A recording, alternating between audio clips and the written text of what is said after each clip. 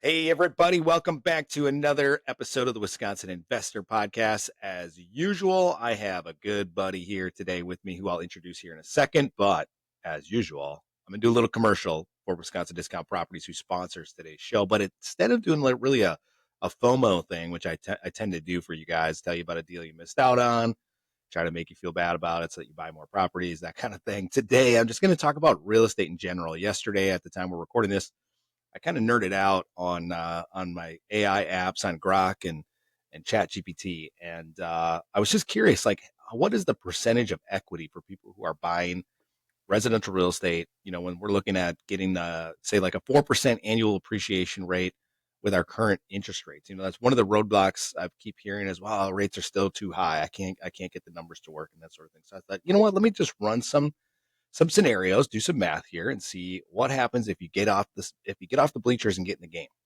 And so what I did, I ran just a little scenario saying, hey, what if you bought a property that was valued at say $375,000? Now, for some of you guys, that might be way too high. Some of you guys, that might be way too low. I just threw a random number out there and I said, what if you bird that property? So that means buy, rehab, rent, refinance, repeat. And what that allows you to basically do is recycle cash, which there's plenty of episodes about the BRRRR. Maybe my guest here today, Chris, and I will get into BRRRR. I'm not really sure where the conversation will go, but so essentially you would have a $300,000 mortgage on a $375,000 property. So you gain $75,000 right out of the jump from doing this property. Now, some of you guys might say that's an impossible deal to do right now. I can't find anything like that. Let's just say, so what? You got 20 grand stuck into this thing, maybe. So you end up putting $20,000 into the property above the 300K. Anyway, running the scenario, in 3 years, if you held this property with 4% appreciation and tenants, let's say you're renting this thing, the tenants are paying your debt down every single year on a 20-year mortgage, which is a lot of commercial loans or 20-year amortization schedules. In 3 years, you would have $145,000 of equity on a deal that maybe look like a turd on the surface or maybe a base hit. But just by holding that thing for 3 years, you now have $145,000 of equity. Now, when you get into year 5, you're at $198,000. And by year 10, you have $356,000 of equity. And each year, besides just the equity gain, you're gaining a big percentage of equity. So if you have no money in this deal, it's an infinite return. But let's say you have some money into this thing. By year 3, you have gained 14% equity on the deal just from the loan pay down into the appreciation. So it keeps going up and up and up. Point of today's little commercial for Wisconsin Discount Properties. Every week we're putting deals out in your inbox, 6 a.m. Monday morning. A lot of these deals can meet these type of criteria. The numbers are going to be different as far as purchase price, what it's going to appraise at, and that sort of thing. But we have case study after case study after case study of people who are doing these BRRRR deals and getting numbers similar to these. With that, let's get into today's episode. I got my good buddy here, Mr. Chris Charles. Now, Chris, he is with Town and Country Title, or now Gowie Title, purchased by Gowie not that long ago. And Chris and I have been working together since what, 2019, Chris? Something I like think the that. first deal we did was 2018, as far as what I could find on some of my old scans. 2018. So Chris has been processing files for us for the last, how many years is that? 7 years, Chris? Let's call it 7 eight. years. It's my lucky Call it number. 8. We'll call it Call it 8. eight. And I mean, we've done hundreds and hundreds of files. We typically do about 140 to 150 transactions a year. So you times that by 8.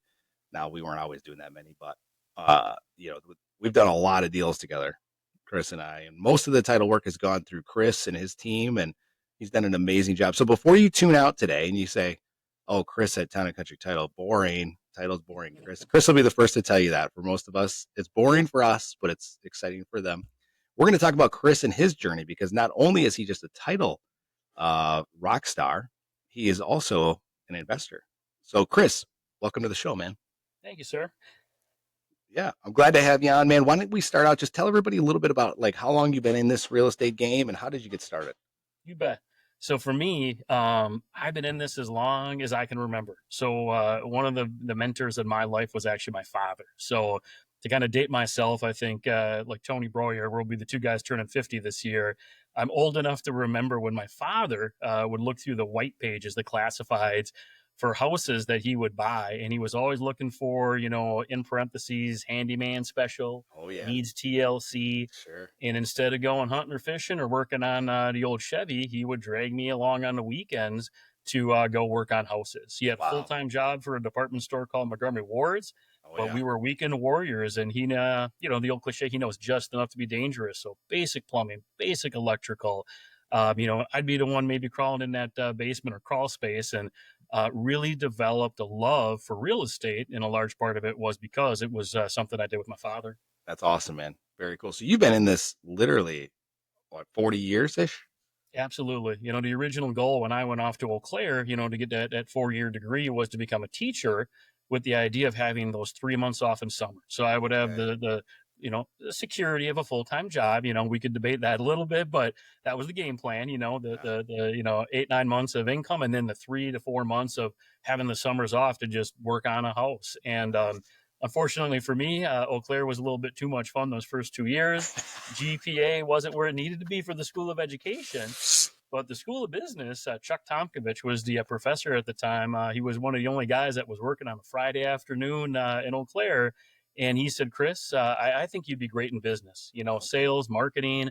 And, that's one of those hockey stick moments that you talk about where Mhm. things are maybe flatlining for me. And that was a huge change and where my life took off was getting into business. And but still, again, always had that love of real estate and wanting to do something real estate related. So I don't think it was more than a year or two after I graduated, I bought my first house. And before we knew about Burr, it was, find a property. And back then, I mean, it was cheap. I might have paid 20, 25,000 for this little place in Kiwani, stuck maybe 15 into it. And that was a whole house rehab, Wow. put it on the market. Maybe it wasn't selling as quickly as I needed for my bills. And the real estate agent said, hey, I got somebody that would want to maybe rent to own. So again, that whole burst strategy, inadvertently, I rented to Tammy Gronke.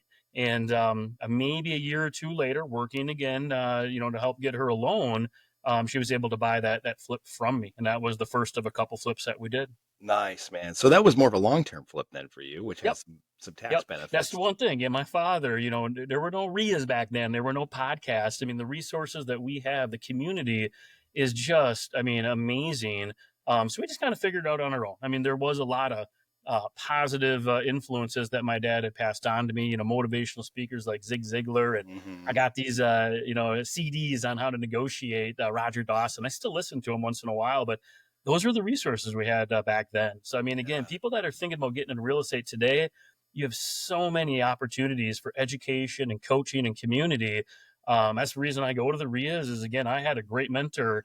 I just hope that again, a little bit of those nuggets of knowledge you shared with me, I can pass on to other people because For sure. real estate is definitely how my wife and I were able to attain, I'd say, our financial freedom. Okay. We're not planning on retiring. I'm still hoping to close 100 deals with you for the next, 10 to 15 years. But Yeah. our life is dramatically different today because of what we did, 20 years ago. That's amazing, man. Wow.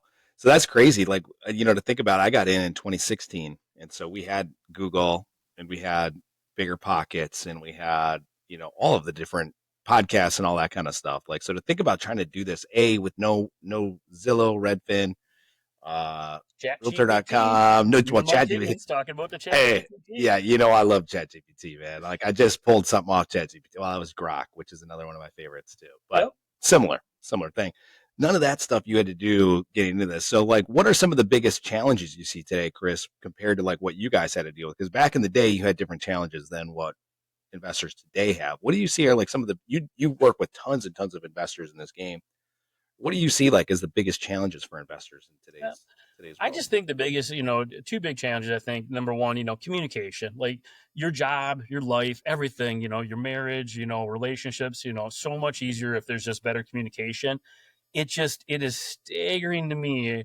I'll get an email in the subject line, will say, tomorrow, or closing, or it's just, again, the communication for newer investors, um, that's something that just kind of, again, it always surprises me. Like, we all have time just to type in a little bit more detail in their email or a little bit different subject line. And then the other thing I think is just overcoming adversity. Mhm. That first flip went according to plan, but we were pre 2008, 2009. I had a full-time job working for a company called The Force. That wasn't for me. Went to Big Brothers Big Sisters. Love Big Brothers Big Sisters. That was great. I was doing their marketing and volunteer recruitment. Okay. Um, but all of a sudden, my uncle Eddie calls me up. He owned a title company down in Milwaukee. And going back to your earlier, point, when he asked me, do I want to go work for him for the title company? I'm like, what the heck is title insurance? It sounds terrible. And, insurance. But it was the right time. And I made that jump. And through the title company, I was connected with a couple of mortgage guys and gals. And we started buying properties. And unfortunately, 0809 hit in a Mm, portfolio that maybe I thought was worth $500,000. And I mean, it's no lie, not saying overnight, but couple of weeks, maybe a couple of months, it was worth half that. Like it mm, was really, really, really tough and overcoming adversity. And I'm not going to lie, I was in a position where I couldn't sell this property down in Dodge County.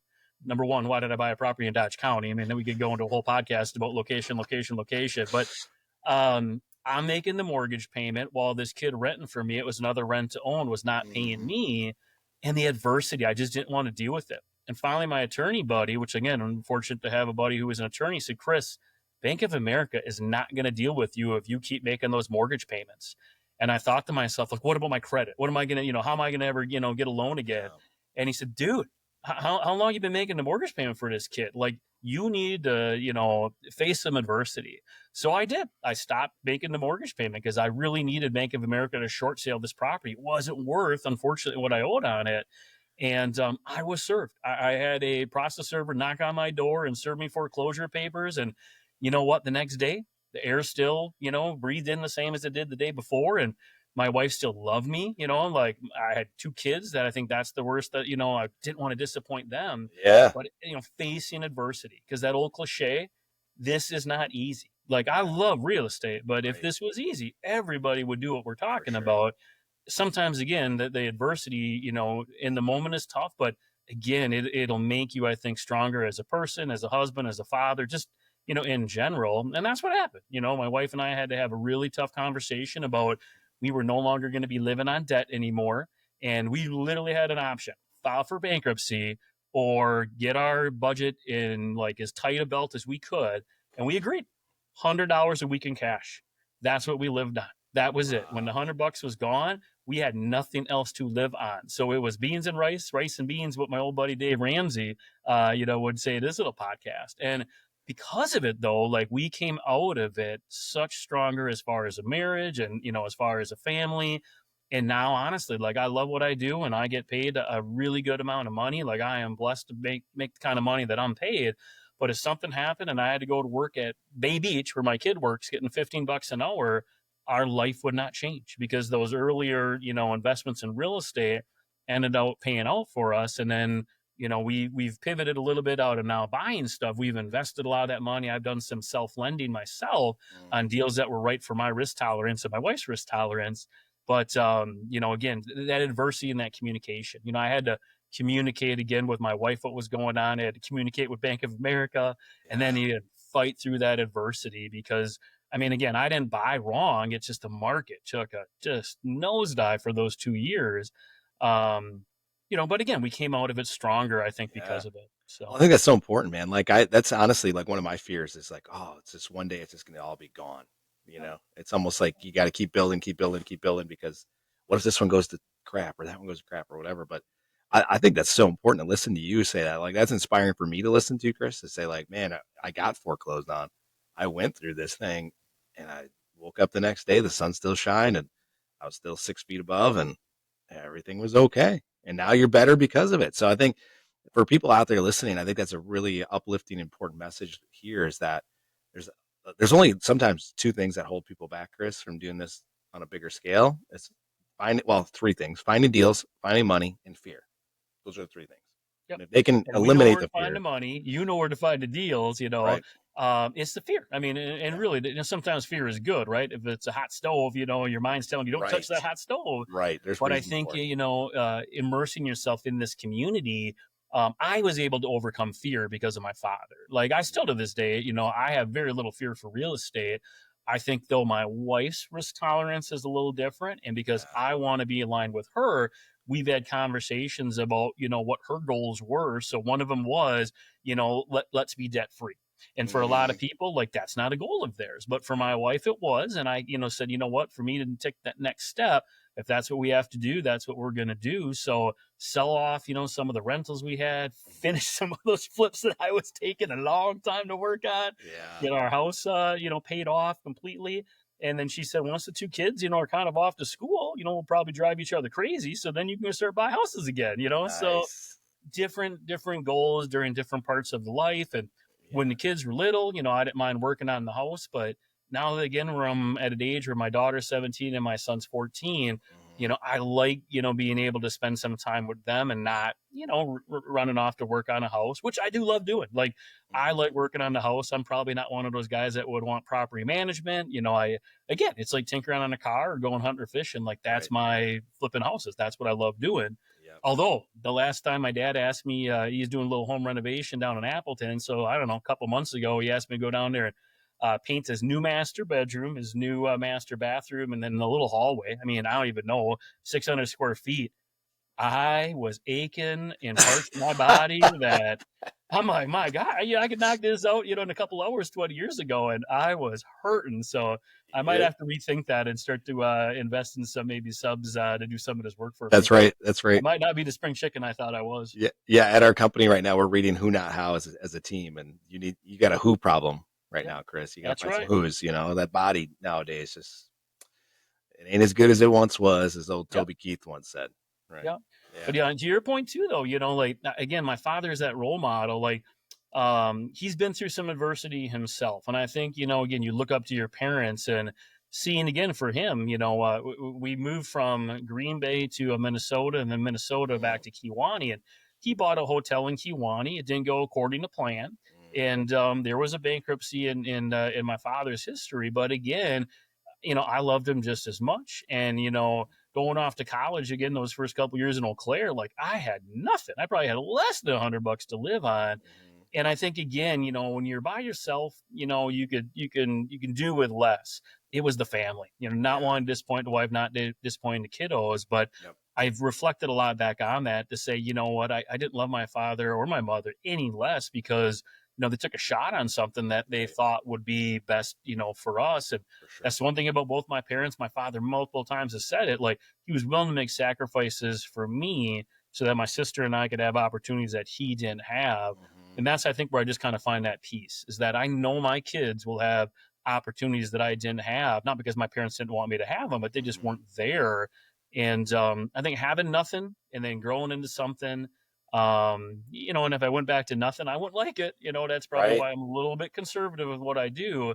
But again, it's that old cliche: always somebody with more, always somebody with less, and you surround yourself with good people, good family, good friends. The rest will kind of work itself out. But For I do sure. agree that fear, that's a powerful, I guess, emotion that keeps people from getting off the sidelines into this game of real estate. Yeah, well, hopefully, listening to your story today, Chris, a little bit will help people maybe just understand their fear a little bit and be willing to take that shot because your Yeah, dad's still yeah, fine, you're fine. It didn't work out, but you learned a lot and you grew stronger because of it, because you took the shot. I just, you think about like people on their deathbeds and what are their regrets, right? And sometimes it's the regret of not taking that shot. Not, they had an opportunity to do something to improve their kids' lives or their lives or somebody else's life and they just didn't do it because they were fear.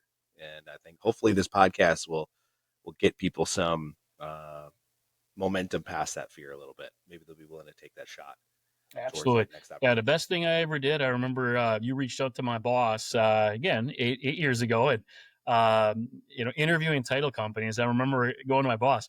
Who in the heck is Corey Raymond? Who Ray Property? Like, what? Yeah, Who is this yeah, guy? He wants to interview title companies. But again, it was that fear. I mean, did I want to go to that RIA back then? I probably, after a hard day at work, wanted to go, fall asleep on my couch watching some, TV show. And there was fear. I mean, truthfully, I am an introvert when I really get down to it. So there was fear of going to that meeting, fear mhm, of meeting whoever you were.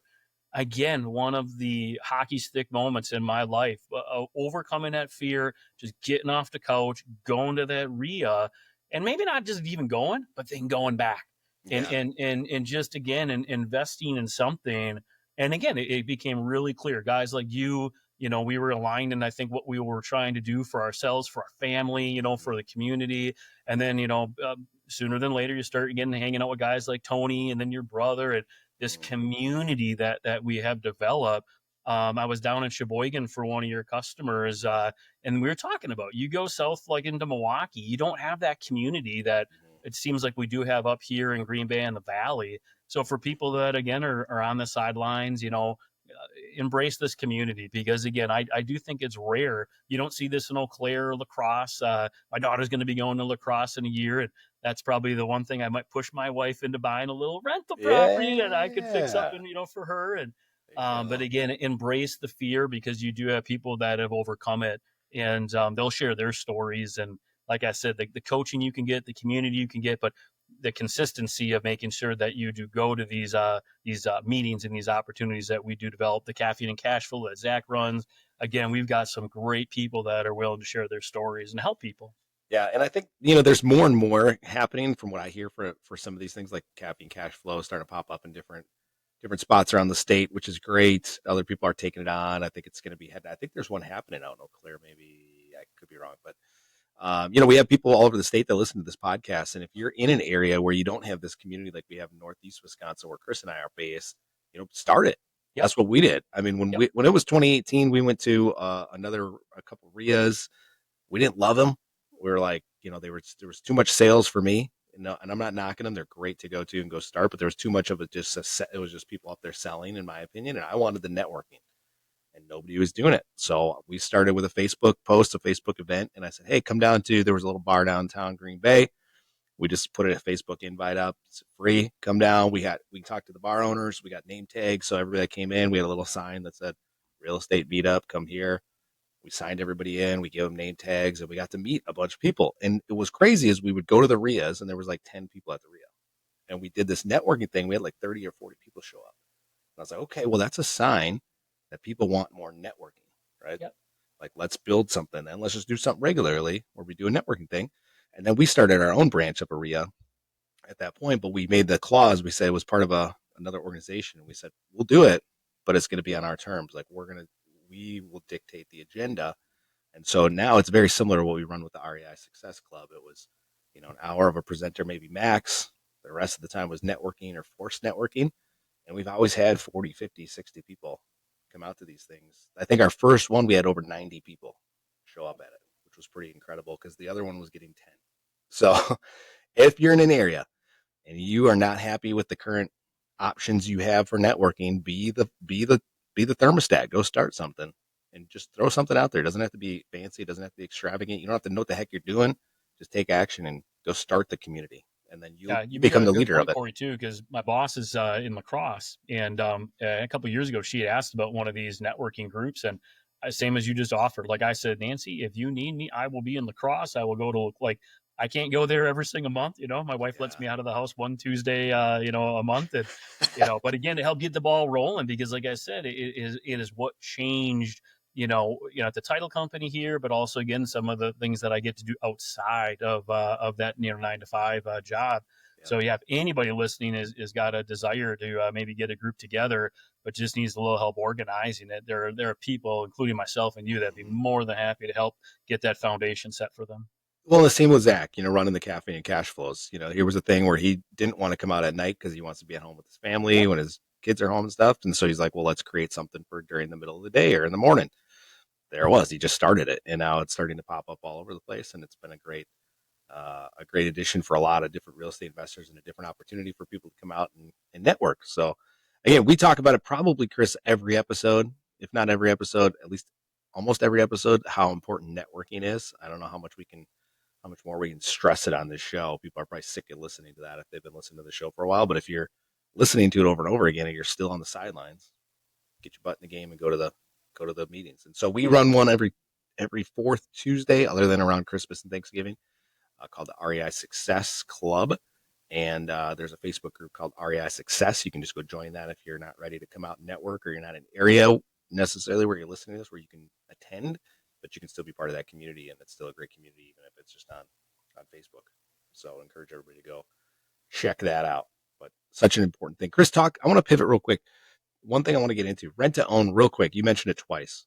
Yep. For those that don't know what rent to own is, can you just explain that type of strategy in real estate for people? Yeah. So the mortgage guy that I was working with back again, I didn't know much about it. He was one that kind of, structured it, but I would buy the property. Again, I had the ability to purchase real estate, whatever access to money, credit. But the person that was living in the property maybe didn't have that same opportunity.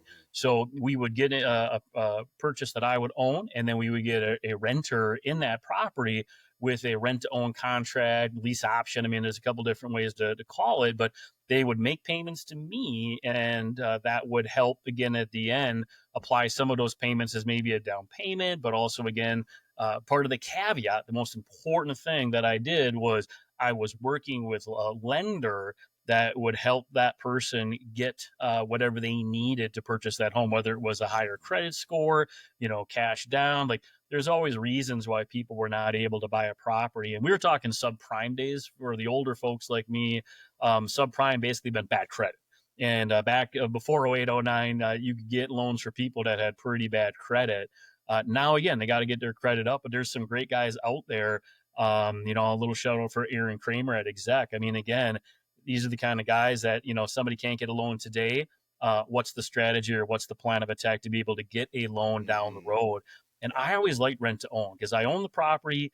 Those payments that were being made to me, we're going towards the mortgage and a little bit of profit in my pocket. Hmm. And I wasn't necessarily a quote unquote full time landlord, even though it was a rental situation. Yep. We structured it. We had again good communication where they treated the house as their own. There were certain things I didn't necessarily want them doing, but there were certain things that, if they wanted to do it, and I give them two thumbs up. And in two of the properties, one of them, the tenant ended up having some health issues and said, "Hey, I'm not going to be able to buy the property." Well, a year later, there was a little bit of equity built up in the property. I was able to sell that property. Other one, the guy lost his job. And that was the one again where eventually 08, 09 and the value of that one went down. Hmm. So that's the one I ended up doing a short sale on. Yeah. At the end of the day, nothing came out of my pocket. My credit was bashed for a couple of years. But again, I probably, again, in hindsight, I probably should have kept that property, got a different renter in that property, and I think over time that piece of real estate would have went up in value. The rents, what I was getting, back then, maybe I could have broke even, but rents always go up. That's the one thing on the longest rental I had is about 10 years. It was down in Oshkosh by the university. $300 I was getting for that thing when I first bought it. When I sold it, it was like 750. So this Uh-huh. property in Kleiman, Wisconsin, I think the reason I dumped it was fear, like we were talking about. Uh-huh. Location. I want to Yeah. go down there, and I wasn't aware of property management back then. And did I want to drive an hour plus to go show a property? Like, no, let's just sell it.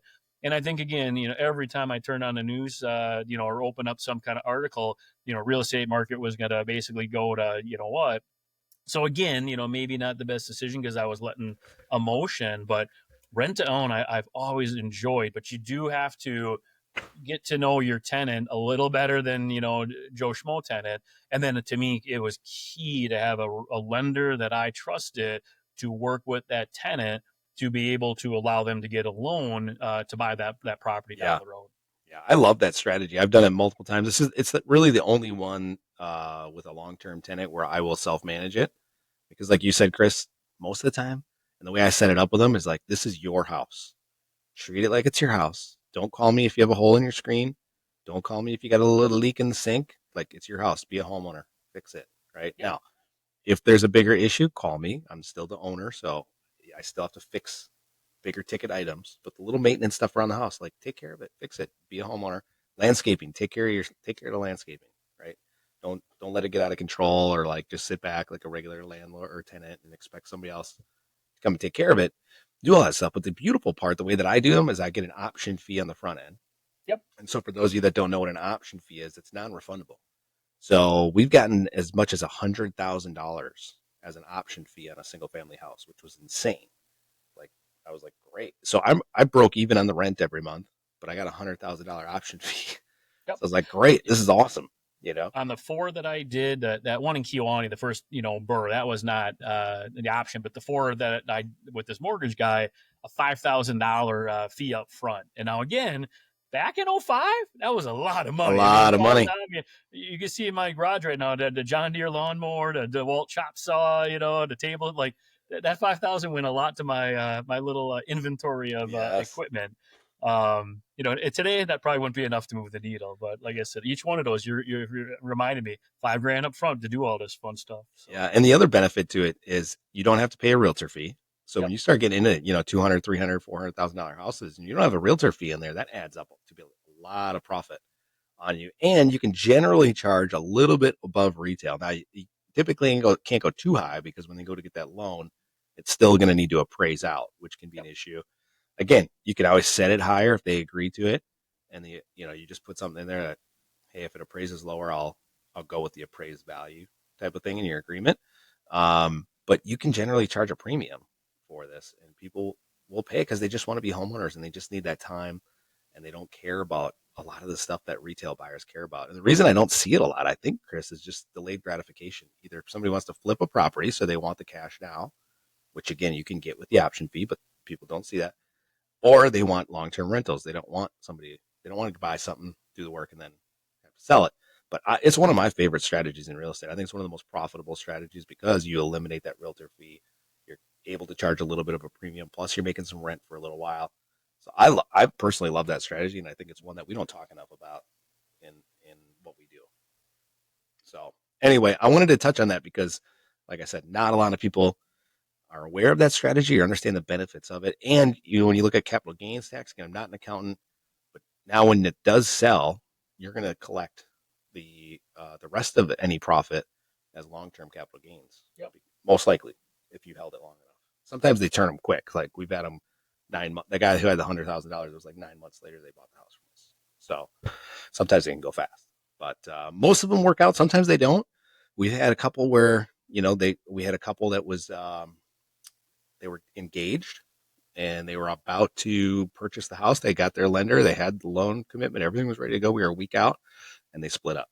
yep, And so we ended up just listing the house. We still made a profit on it and everything else. It was fine. We ended up just selling it to a retail buyer after that. But it was that was a situation where they didn't end up buying it. And we had another one where a gentleman actually ended up in prison. It was a little mobile home out in Shackton. Great thing is we went and got another person in there, paid us another option fee, and ended up working out just dandy. So, but now people can do it predatorily. So we want to make sure people out there listening to this do it the right way. If you're not sure how to do it, talk to some attorneys. We've had a couple of attorneys on the podcast that I would highly recommend you go back and talk to if you are interested in the strategy as far as making sure you're doing it the right ethical way, because you can do it in a way that you kind of set somebody up for failure, and that's not good. We don't want that. We don't want that reputation out there. Talk to me about the debt-free thing, Chris. So by the time this thing records, I'm gonna have a little social media post out there of me burning some Dave Ramsey materials in a fire pit. So I think this will be interesting to talk about our differences in our belief system. But I want to hear your thoughts on yep. the debt-free Dave Ramsey Yeah. system. No, I think again, it is just more of a like we're doing a conversation. Obviously, I don't there was a time where I had too much debt. So I think what happens is that Dave Ramsey, when I thought I was in a lot of debt, and I'm like, oh, woe is me. Yeah. I found his podcast, and I think the first one I listened to, it was some guy down maybe in Texas that calls Dave to do his debt free scream.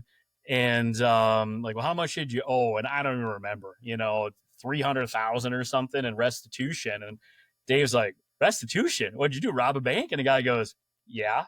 Like, what? Like, what? Again, there's some guy that robbed the bank because he was trying to, do right by his family, and they threw him Sure. in jail.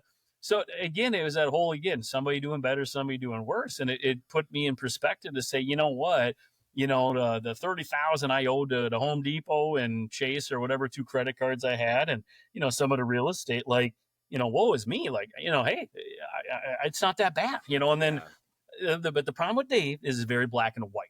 I think almost like if you were maybe dealing with somebody that was an alcoholic, like you can't tell somebody that's an alcoholic, well, you can have a little sip, every Friday. So Right. in his world, the way he teaches, no debt, no debt is good debt. So I think for certain people in certain times in their life, that is definitely something that I needed and some other people might need. Yeah.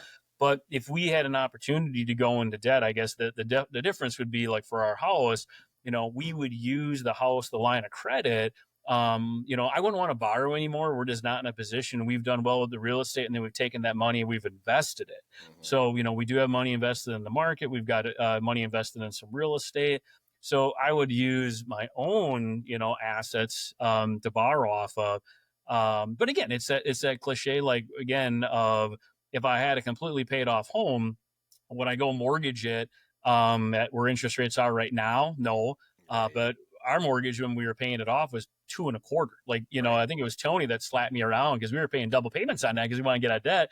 Tony's like, dude, you can stick that money in your savings account and do better than 2.25. Right. So there's a mathematical part of it that I think you and I and a lot of people would agree with. But then I'll go back into my wife.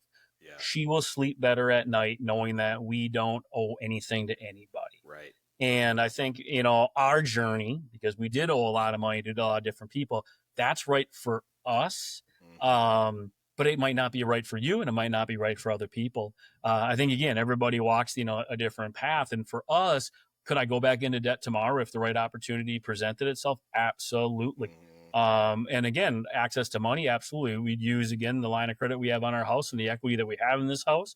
There's hard money lenders I could deal with. I could go to family members. I could go to a bank. I mean, Yeah. there's options for us, but for right now, again, she sleeps a little bit better at night, which makes me sleep a little bit better at night.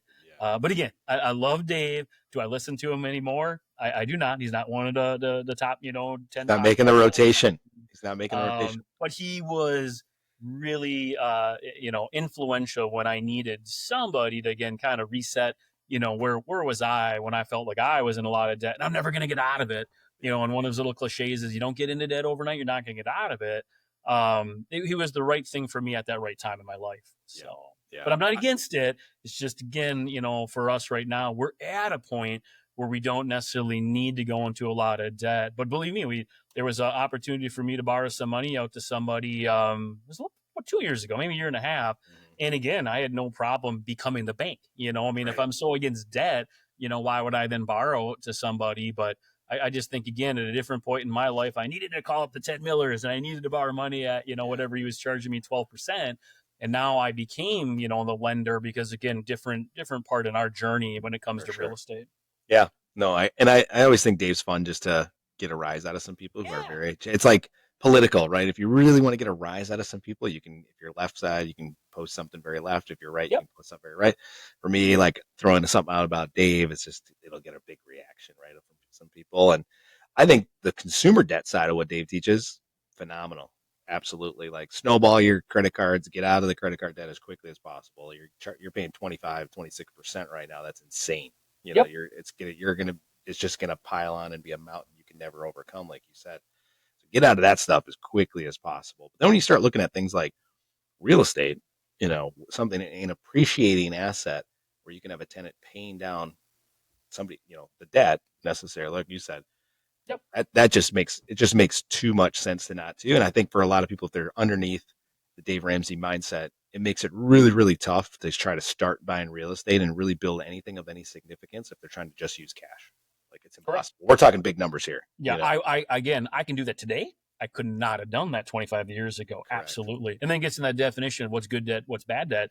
Again, let's date myself. When I went to Eau Claire, I graduated again, and I was on that 5-year plan. I only owed $10,000 for the entire 5 years. Yeah. One might argue that that was good debt because, again, the first job I got out of college, I think I was making 35,000. Right. My daughter, who wants to go to La Crosse for medicine, 20K, 20K for her first year. And luckily we have the ability, we put some money away. Wow. Like her first year, not in doubt. Her second year, we'll see how year number one, but can I look at that and can I say that, again, if she becomes, in medicine, doctor or whatever she Right. wants to get into, maybe with that $80,000, let's just say 100,000, can you justify that? If she was going to go get a job like me making 35,000 a year? Absolutely not. Right. That'd be terrible debt. And even if we can cash flow it, is that a good investment? Yeah. So again, for her, she would not be an ideal person to go buy a house and, fix it up and flip it. And, Right. her road to, financial freedom might not be the same as you or me or some of the people listening to this podcast. But Mm-hmm. I do think, again, it's, I know it's as black and white as what Dave makes it. And it's different for each one of us, For sure. different times in our lives where college debt for me was a great investment. Yep. College debt today, I don't know, my friend. Yeah. I lose Uh, sleep over that. So yeah. Yeah. The value there, unless you're going to be a medical professional, attorney, some kind of specialized thing, is getting tougher and tougher to justify that investment, in my opinion. I agree with you. I'm My opinion too. I agree with you. not a big higher education fan over here with today's current world. And even I look at mine, like I went for kinesiology and now I do real estate. You know, I mean, cool that I got a 4-year degree, but I literally never used Well, it. and again, I used to say, you learn a lot more about yourself outside of the classroom than you do inside the classroom, and that Yeah, was my thought of college. But again, same. Yep. at about $2,000 a year, okay, I might be right, I might be wrong on that, but if I was wrong, okay, it was 2 grand. Yep.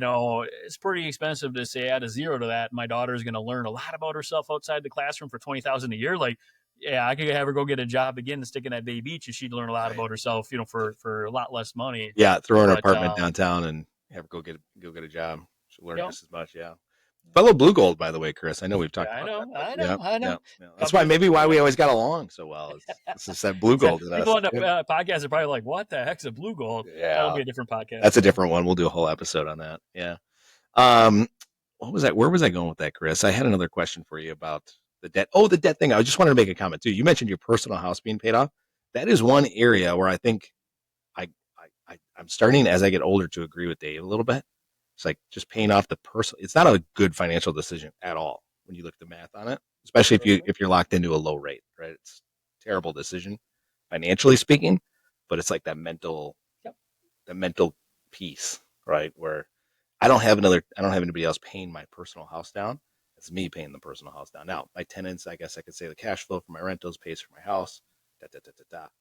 But anyway, there's a whole debate on that of some people think it's a terrible idea, and mathematically it is, but mentally maybe it gives you that extra breath of fresh air, that confidence, and then you can always pull a line of credit on it like you and lend out the line of credit or use it for your own investments or whatever the case is. So it's not like it's going to be terrible if you pay it off and you can't ever use that equity. Now you can tap Yeah. equity and at least The use old it. cliche, you can't eat your house. I do agree with that. And that's, again, we're going back to the old Dave Ramsey. People do like Dave, some of those baby steps he talks about, emergency fund, maybe 6 months to live on. But again, once you get to that point, I'm with you 100%. Consumer debt, bad. Real estate, again, we would not be where we were today without, swinging and missing on a couple. But Yep. we hit a lot of, doubles and triples that have got us to the point where, again, financially should not have paid that house off. But, Yeah. for again, a happier life, absolutely. It just, it was the right thing at where we were in our journey. Yeah. And one thing we've done to kind of compensate for this whole thing is we've started our own little fund. So the way that we do our banking is we use sort of a profit first methodology. So if anybody's not heard of Profit First, great book, Mike McAllowitz got a couple of really good books out there. Anyway, the whole idea is in business, a lot of times what you do is you do sales minus expenses equals profit, right? And what he says is sales minus profit equals expenses. And so it allows you to, put more stress on your expense line. And if you're not taking profit off the table, everybody else says, I'm shoving money back into my business, right? Oh, I took the profits, I put it back in the business to help it grow. If you never take profit, then you're just a slave to your business. Yep. You don't make any money, right? And so we kind of took that methodology and we created different bank accounts for our own personal life. And so like we have like vacation fund, we have personal profit account, we have a extra house payment account, all these different accounts that we do. And then every so often, once we start to collect a decent chunk in those, I take them out of there and I put them into some kind of investment. And so what I do is I keep a little chart of how much we have, how much I took out of each of those accounts. And what we've done is we're starting to save up to pay the house off, but we're investing it right now instead of just paying it towards the mortgage quick and getting that 4% return on it, if you will. We're getting a higher return, 10, 12, sometimes 15% return while it's growing and it's growing, it's growing. And maybe someday we'll actually pay the house off, or we may just make sure we have enough there and that money's growing and we know it's allocated for the house if we ever wanted to actually just pay it off. So there's different ways to do it. Yeah, and I think that's a good point because, like I said, for me, it was, if something were to happen to me, um, would we have the ability? Because that was, again, when Tony was talking to me, like making a double payments on the mortgage. He's like, dude, put that money in the checking or savings account. You'll do better financially. And if you wake up and you just want to pay it off, you got the money just to pay the Exactly. balance off. So, there was actually having that kind of cash flow. And then one other thing, I probably forgot about it, but again, anybody that does not have life insurance, when I had all that real estate, I had, I think, $1.5 million of life insurance on me, and that would have paid off every single piece of property that we had back, 15, 20 years ago. Paid off the primary home and left my wife with enough. And I think it was like a 15 or 20-year term. Kids, again, would have been at least, 18. So that's the other thing, that, again, there was peace of mind back then, even though we were in debt, that if something were to happen to me, as far as if I were to pass, it all would have been paid off, and I wasn't going to leave that kind of debt to my wife. Yeah, and there's some So pretty when cool you life think about insurance. that, with, again, we had the money to pay that mortgage off instead of just making the minimum monthly payment. Eventually, Yep. it was paid off on its own. Yeah, and there's some pretty cool life insurance policies out there nowadays. We use a couple different ones. We're actually starting up a different one that we pay a large chunk for 5 years, and they have a bank that matches it for 5 years, and then the bank pays another 5 years of the premium, and then in 15 years we can start taking a draw, and we get a draw from it. It'll be six figures for the rest of our life, and it's There you go. tax free and all this sort of stuff. So there's some in it, and you get a death benefit with it, and if creditors ever want to come after you, they can't come after your life insurance. So Yep. there's some really cool stuff. We have another one where it builds up a lot of cash value. You overfund it, it's called, and you build up some cash value, and then you can borrow. You can take loans against the policy, so it still creates a dividend, and you're still earning interest. You're paying interest when you use it, but it's a small amount, and you can kind of use it as your own bank as well. Plus, you're getting the life insurance benefit and all that sort of stuff. So there's cool programs out there, and then term. If you just want a basic term one, they're pretty cheap, Yep. especially if you're younger. If It's you're just a young, good I'm idea to get it. shopping for one right now, and that's where my buddy Eric. He's like, "You're not young anymore." That's how the premium. Policies going up, baby. Premiums going through the roof. I might be at the gym twice a week now, so There you go. There you go. dropped a little weight. Well, Chris, let's talk quick about title as we start Yeah. to wrap this up again. No, don't tune out.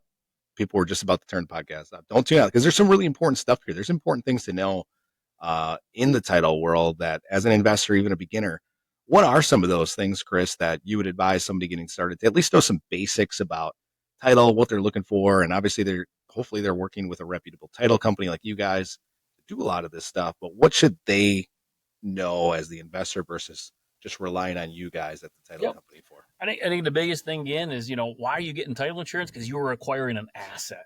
And if you're acquiring an asset, you want to make sure you get it, no strings attached. So if you're buying a property and you're going to be paying cash for it, you want to make sure there's no other liens or problems with it. The thing about title insurance, and probably why it's less than exciting, as an industry, we do a ton of things before you even get to the closing table. That curative research that we are going back 40 years in time, and we're looking at stuff. And the kicker on it is, what we do is we put together a title commitment, and we send that out to your real estate agent, if you have a realtor, or you, if it's a for sale by owner. And the only advice I would give to people is take a look at that. Page one, who owns it, who's buying it. Make sure, again, if you're buying it, your name is, or your LLC is correct. And then look at those next two pages, requirements, what needs to be paid off. And then the third page, or the third section, is exceptions. And it's so important, again, to look at that last exception page, because if we found easements, we're listing it, and there's no coverage for that. If there's a shared driveway, it blows my mind how often we'll get a call from a buyer after they bought it and now they want to sell it, and there's a shared driveway. Well, you never told me about it. Yes, we did. It was on that title commitment. And as a title company, you can buy a property and sell a property with a shared driveway, and who cares? But if your buyer, you're now the seller, and you want to have that buyer come, and they're working with a lender that might be FHA, government loan, they don't like shared driveways without a recorded agreement. So look at that stuff. If there's any kind of special assessment, you got to look at that stuff. It only takes a second. And then probably the big reason, make sure you're looking at that title commitment, you're saving it somewhere. If you sell that property down the road, guess what that title company will do if you send us that paperwork? If we didn't do the title work, somebody else did, you get that title paperwork and you send it to the title company when you sell it, we're going to knock about 20% off of your closing costs. So get it, look at it, and then make sure you put it somewhere so you can forward it to that title company when you go to sell it. But that's really it. I mean, title companies, again, we're doing that research on the backside. We're putting those closing statements together. Our fees are set by the state of Wisconsin. So really, if you shop around for title companies, give or take $100. I mean, we really should be within the same price. So again, service, work with someone that you enjoy working with. That's going to be part of your team. Again, communication. If there's a problem, reaching out to you again, that goes back to our growth where Mhm. I don't remember when it was, but you're like, Chris, we can't get these payoffs in time. Like, we're not closing on time. Like, what do we got to do to get these payoffs back? And then I think my conversation to you was, we're reaching out to your seller, but they're not filling out our form. And, so then you're like, why don't we get the form signed when we're having the offer to purchase signed? Our Mhm. team is there. And it was that little bit of growth. I think that really, you said, hey, what can we do to make this process that much smoother for the customer, ensure that we can get to the closing table on time? And again, that was impactful for me too. Like, well, let's not just rest on, okay, everything's going okay. Like, what can we do to do a little bit more, do a little bit better? And that's always, again, been my, enjoyment of working with you. The growth that I've experienced has normally been because you're like, hey, what can we do a little bit better to better serve our customers, our buyers, our sellers, our lenders? And again, you should be aligning yourself, I think, with the title company that has that same mindset. What can we do to maybe together try to make that experience that much more enjoyable for customers? Yeah, So for sure. For sure. No, that's all really good stuff. And I think that that is really important, guys, when you are shopping title companies that, Chris mentioned we were interviewing title companies back in 2018.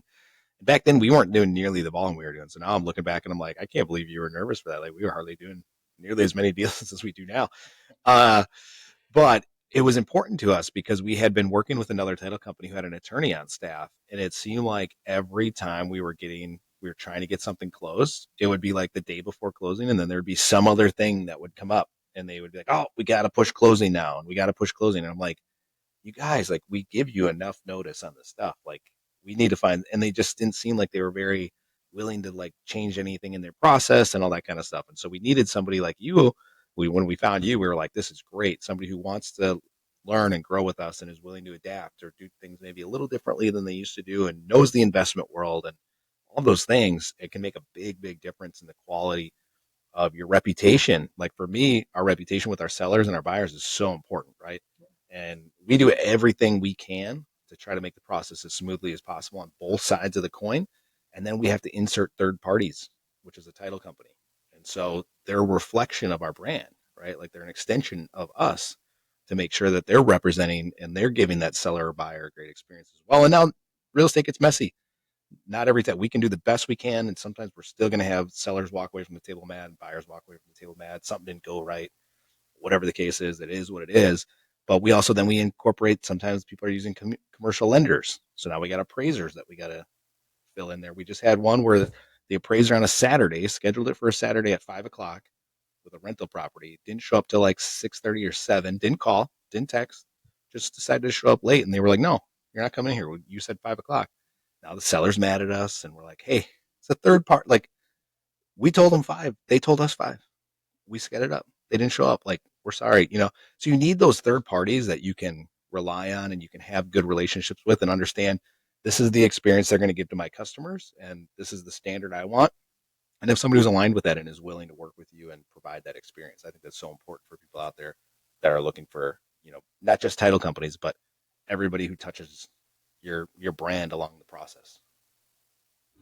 So we appreciate that with working with you guys, Chris, at the title company, and it's been a great experience. And we still are tweaking stuff. I mean, you and I in the last 2 weeks were like, hey, what about this stuff? How do we get better with our teams on these kind of yeah, things? I just want to take again. You guys, great Google reviews because again, you do that customer, that seller, that buyer.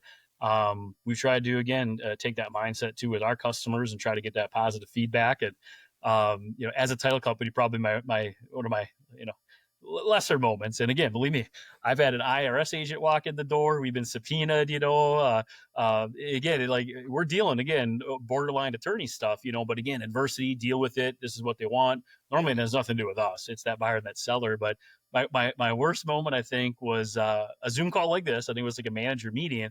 I go on our Google reviews because again, we want our customers to feel we're doing the best for them. 1-star review. The guy's name was Gary, and I was so mad. He had reached out to like our main order department about looking for an easement up in Door County. And Okay. you're up in Door County, Corey. Like looking for Yeah. an easement up in those unplatted lands, like that's not gonna take me 2 minutes. but I didn't get back to him. Communication, like I dragged my feet, and he had every right to leave that 1 star review. Like my wife disagreed. She's like, "Wow, come on, customer, blah blah blah blah." But I didn't get back to him, and that's not me. So Yeah. I reached out to him. I apologized, and I said, "Gary, I'm sorry. If you're still interested, I would love to look for that easement up in Door County."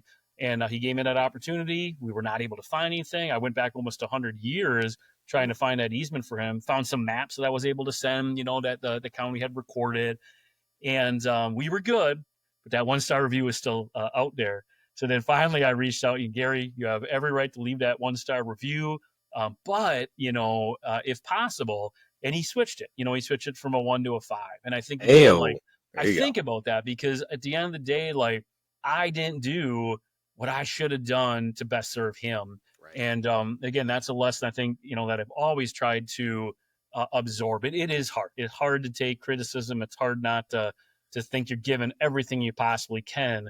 But at the end of the day, that I remember try to remind myself about that. The job that I do, I love doing it. I'm lucky to have people I get to work with.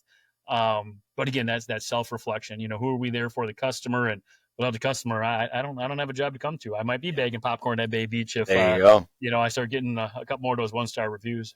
Yeah. Well, hey, your wife would still love you and your kids would still love you. So, That's right. yeah. If you Especially if get a I couple get enough more, yeah, tickets for the Zip and Pippin, then they might that's like right. it more. So. Going back to real quick, I want to touch on this before we wrap here, Chris. You mentioned the shared driveway thing before. So a couple things that we've seen: shared driveways, shared wells. That's another one that's common. We see that more than I ever thought I would ever see. I didn't even know it was a thing when I was growing up that people could share wells. What we've done, and you tell me if this is the right thing, what we try to do when we're negotiating with the seller or after we've locked up a contract, and when you come back to us and you say, "Hey, Corey, I can't find a shared driveway agreement," so we rely on you, Chris. We'll call you, say, "Hey, is there anything recorded that would show a shared driveway agreement or a shared well or any weird stuff that would come up as driveway easements or just like to get access to property? Sometimes you got to have an easement to get to certain properties.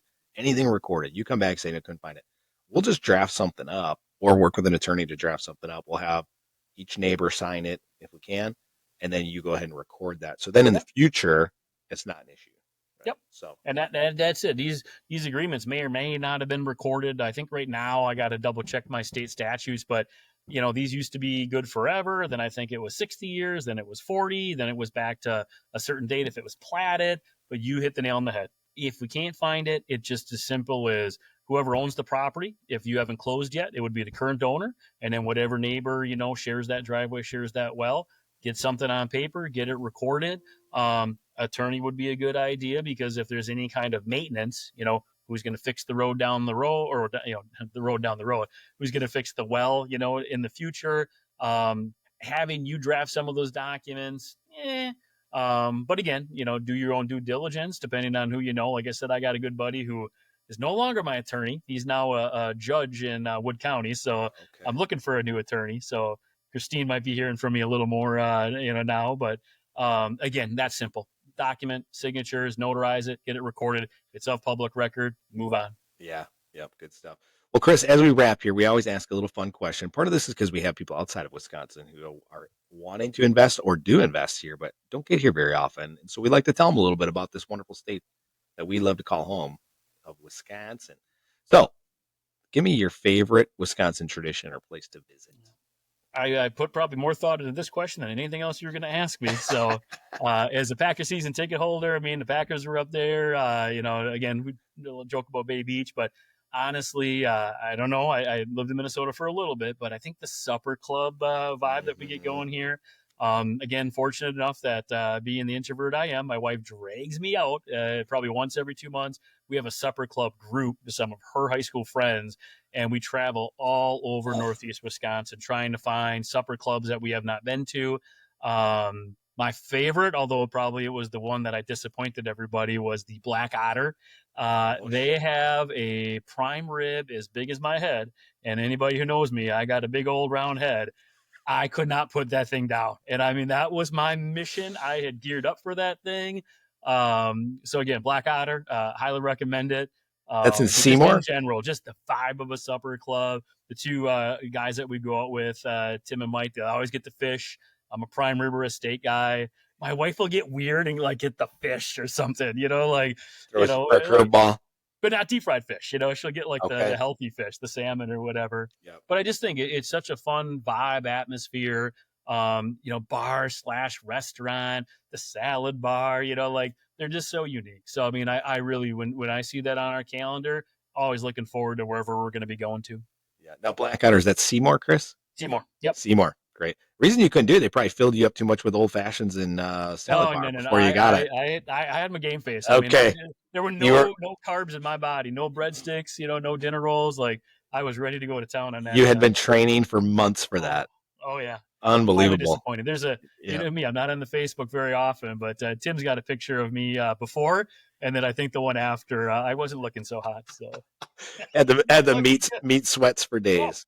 that was not my finest moment. So Well, Chris, I appreciate you being on here, man. Hey, if anybody wants to get in contact with you, they have questions about title easements, some weird divorce thing on their title commitment, something, anything they want to talk to you about, what's the best way for them to get in touch with you? yeah, I'm gonna say email. I mean, again, I'm not too much on the social media, although your brother Monte is trying to get me with that X Twitter account. Oh, yeah. Emailing me, chris.charles, and then it's at Gowie Group. So GOWEYGROUP.com.